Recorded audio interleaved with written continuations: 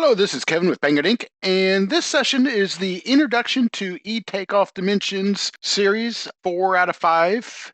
And this session, we're going to talk about efficiency using AI technology. So let's get started. Same print we were looking at before, same project that we were looking at it with the prior sessions and so forth. So with this, there's a couple different things that I want to kind of take a look at. One of them is called Snap.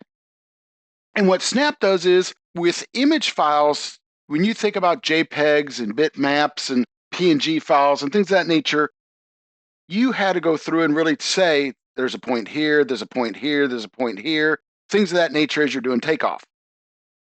With Snap, Snap can actually utilize that if it's a PDF file that has vectors in it. That's what a lot of these lines are drawn is line objects and so forth. Vectors can go back through and actually open that and know one point to the other point without necessarily having to go back and click on it and things of that nature. So that's what I want to take a look at here. So in my case, this is enabled, meaning this drawing does have vectors associated with it. The first one I'm going to do is just a snap point. So if I wanted to go off and let's say I'm measuring some walls or something of that nature or an area, whatever the case may be, I could go through and when I click on something here, as you notice, I've got this big circle around my mouse. So what that does is as soon as I get close to a line, it draws my mouse right directly to points. So that's basically going through trying to find points for me faster sometimes than me having to, is that right there? And things of that nature. So that's pretty much what the snap point does is it goes through and just tries to find points for me. So as I'm going through here, as soon as I get close to the end point and so forth, it could go through and associate those points without me really having to zoom in a whole bunch. So that's as I'm going through there, I'm going through it at a fair pace, but I'm also doing it pretty darn accurate because it's going through and snap into those endpoints for me as I go through there. So that's pretty much what snap point is it basically just a way that as my mouse gets close to it, it can acknowledge where that vector is or that line and just move the mouse right to that. So that way it saves me from having to zoom in as much or sit there and try to be real accurate and hit the corners and things of that nature.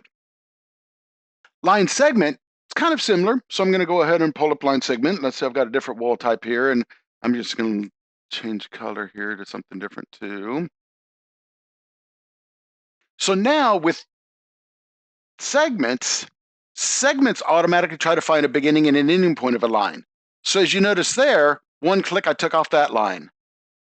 As I go through there, I can follow it along and it'll try to find beginning and end points of lines. So as I'm going through there, it's just trying to find points of where these different lines are. So that way I could go through there and take off some of these segments faster than having to sit there and click on each one of the points as I'm going through there. So a segment tries to go through it and not only just focus on one point. So the snap point was a single point, whereas a line and it moves the cursor there. This is actually trying to do the logic where it's trying to figure out what is the next step or what is the next couple steps around a particular line or things like that. So it would just automatically, as I move around, try to figure out where lines connect and automatically try to follow through with some pattern there of where those lines connect. If I take a look at something like a polyline, what a polyline tries to do is go more than a couple points. So this is kind of just looking for the end point. This is looking for a segment. This is going to look for multiple segments and so forth. So where this seems to be handy is rooms or things like that where I don't have a bunch of lines so it doesn't get too wild with where it's trying to jump and it could follow things along. So if I go back and look at an area here, and let's say I want to know the square footage of the pool,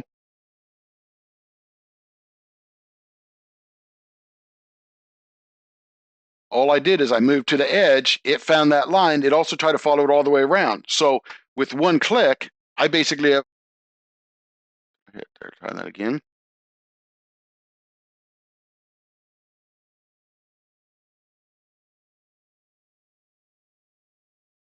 So with one click, I've taken off 500 square foot pretty darn quick versus having to sit there and there again, try to do the curve around the different curves and things of that nature.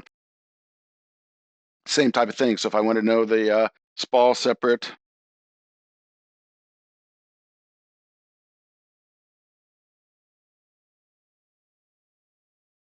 So one click and I know the square footage of it versus a pool and so forth. So pretty darn quick to go through there and have the system try to follow lines for me to figure out where that next point may be and so forth.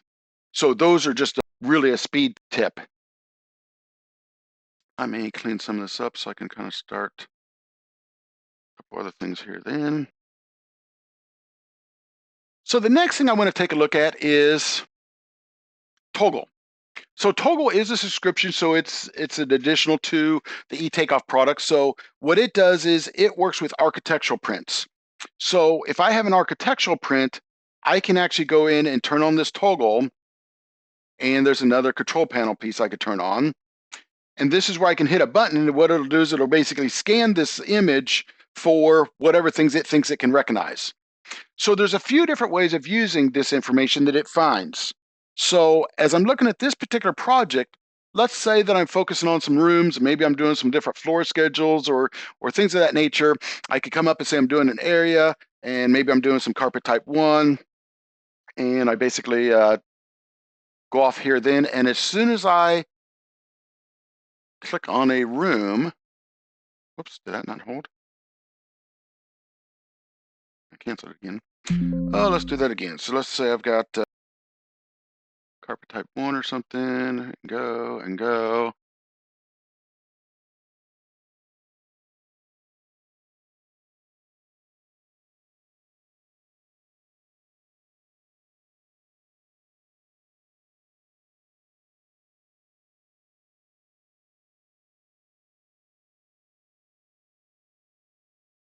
Clean this up a little bit when you go through this. What's going on?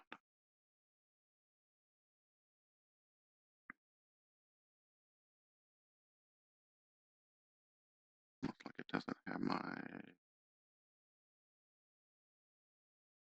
Toggl.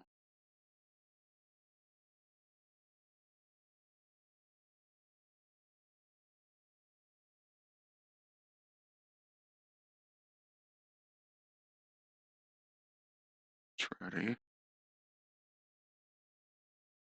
Counted it, but it didn't color code it.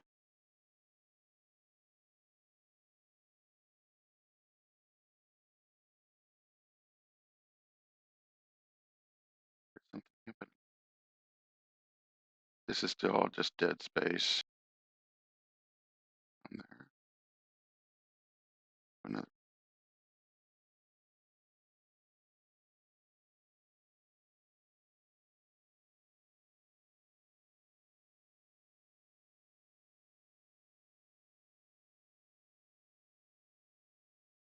Well, come on.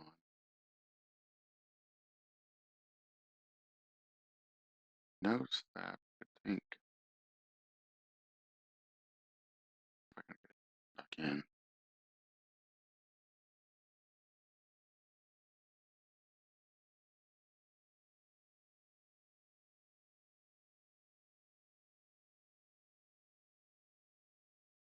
Okay.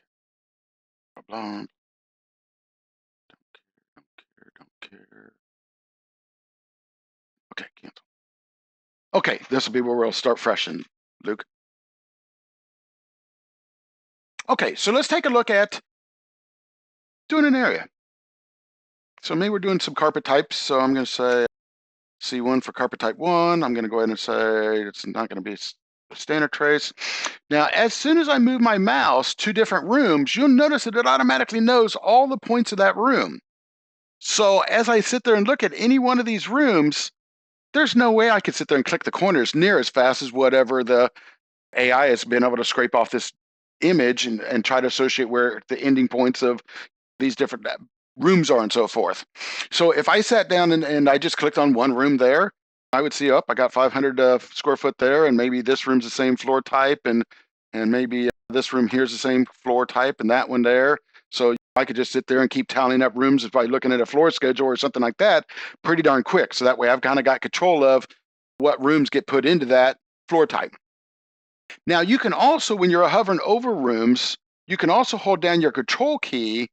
And if you notice those ones that are kind of flashing on the screen now, the system has also flagged those as potentially the same floors. So if I look at that and say, yep, that looks about right, I could click and take off all those floors in one shot, or I could sit there and no, I'd rather go through there and pick room by room as I'm checking this floor schedule just to make sure they're right. So that's one of the very powerful parts of the toggle, is being able to go through and this one here, shoot, that'd take a few seconds to go through and make all the jogs around that room that it basically did with one single click. So very, very beneficial for the speed and accuracy of performing takeoff and so forth. So let's see what that might look like for like linear footages. So if I go back and let's go back to, let's say, wall type 1 or something, and that's fine. Same type of thing. It's going to go through and try to find the perimeter of the walls by default, which is not what I'm looking for. So it defaults net area. So I'm going to change this over to walls to let it know that I'm kind of focused on walls. And as I look here, you'll now notice that it basically jumps to those wall segments pretty darn quick. So there again, it automatically knows beginning and end point of that line.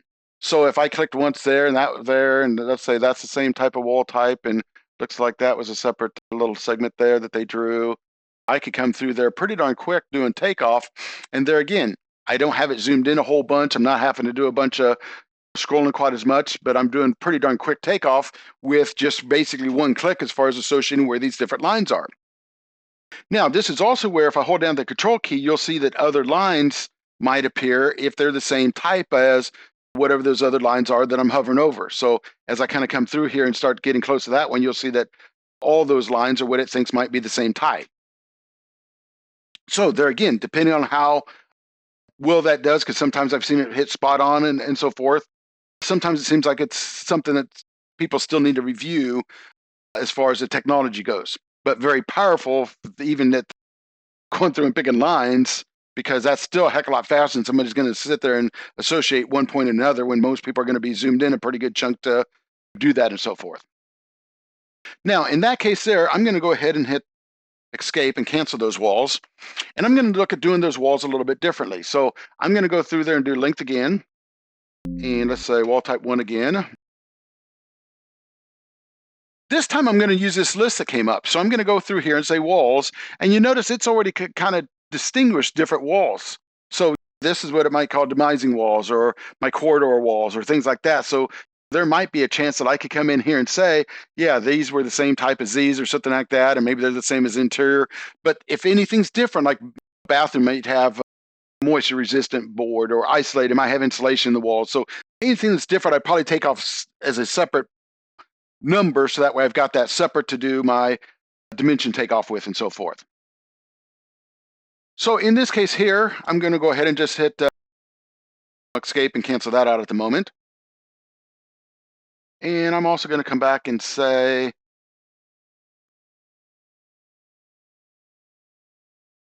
just clear this out for a moment, and we'll come back and take another run through there after a moment. So I wanted to basically have a clean slate here that we're going to take a look at count a little bit. So counts are kind of interesting because I can go through there and say I'm going to count something. And same type of thing. So if I said that I was counting doors,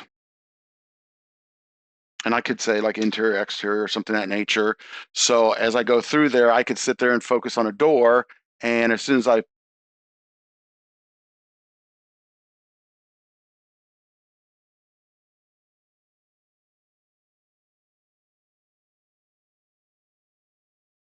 again, so let's the door, interior. So their point kind of already popped up as soon as I just moved close to it, but automatically knows a circle versus some of these that don't really look at as a single object. So there again, if I kind of come over and let's hover over one of these doors and hold down my control key, there's all the same similar objects that it found. So instead of me having to sit there and go through and maybe count all those doors, same type of thing. I keep my control held down, I click on it, and it knows that there's 66 points to that. So as I'm going through there, I could just go off and count things pretty darn quick. This is also where I might do the reverse of it. So I could go through there and say that, yeah, I want to count something else. And let's say I want to do some doors exterior. And let's give them a different color here. And this time I might use my list of counts. So I might go through there and say, well, I want all the double swing doors. So now you notice that green is lit up with wherever the double swing doors are. So as I go down through there, I can have different information, and I can basically just pick off things. So if I sit there and say, yep, there's the chairs or the dining tables, or there's chairs and so forth, instead of me having to go through there and do a count on each one of those, it can go ahead and automatically know where a lot of the different objects are and where they're found, type of thing. So really speeds up takeoff if I don't have to sit there and try to go through and find every single interior door or exterior door or things of that nature as I'm doing takeoff. And that's basically how the AI technology in here can really help aid in doing quicker, more accurate takeoff. Thanks for watching, and keep an eye out for the next series. It'll be talking about taking this information that we did here and pushing it over to an estimate to generate an estimate for this. Thanks for watching.